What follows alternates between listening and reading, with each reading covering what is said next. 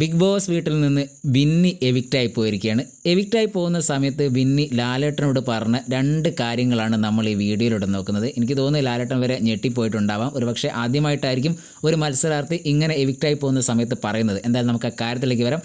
അതിനു മുൻപ് നിങ്ങൾ ഈ ചാനൽ ആദ്യമായിട്ടാണ് കാണുന്നതെങ്കിൽ ഒന്ന് സബ്സ്ക്രൈബ് ചെയ്യുക. വിന്നി എവിക്റ്റായി പോകുന്ന സമയത്ത് ലാലേട്ടൻ ചോദിക്കുന്നുണ്ട്, 70 ദിവസത്തോളമായുള്ള വിന്നി അവിടെ നിൽക്കുന്നു. ഈ 70 ദിവസത്തിൽ മനസ്സിലാക്കിയത് വെച്ചിട്ട് ആരായിരിക്കും വിന്നർ ആവാനുള്ള സാധ്യത?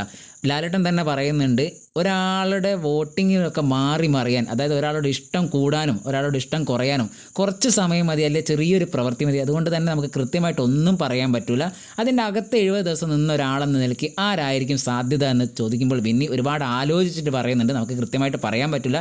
അങ്ങനെ ബിന്നിക്ക് തോന്നുന്ന ഒരു 3 ആളെ പേര് ബിന്നി പറയുന്നു. ഒന്ന് ഷാനവാസിൻ്റെ പേരാണ്, ഒന്ന് അനുമോളുടെ പേരാണ്, ഒന്ന് അനീഷിൻ്റെ പേരാണ്. പിന്നെ ലാലേട്ടൻ വരെ ഞെട്ടിപ്പോയി എന്ന് പറയാൻ കാരണം, ബിന്നിയുടെ അടുത്ത് മത്സരാർത്ഥികൾ, അതായത് കൂടെയുള്ള മത്സരാർത്ഥികളെ കാണണമെന്ന് ചോദിക്കുമ്പോൾ എനിക്കിനി കാണണ്ട, അതായത് ഞാൻ കണ്ടാൽ കരഞ്ഞു പോകും, അത്രയും സങ്കടം ഉള്ളിലുണ്ട്.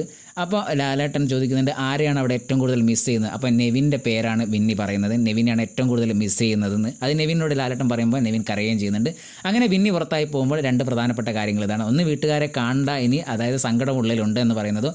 പിന്നെ ബിന്നിയുടെ ഒരു വിന്നർ ആവാനുള്ള സാധ്യത പട്ടികയിൽ ഷാനവാസ്, അനീഷ്, അനുമോൾ ഇവർ 3 ആണെന്നുള്ള കാര്യവും.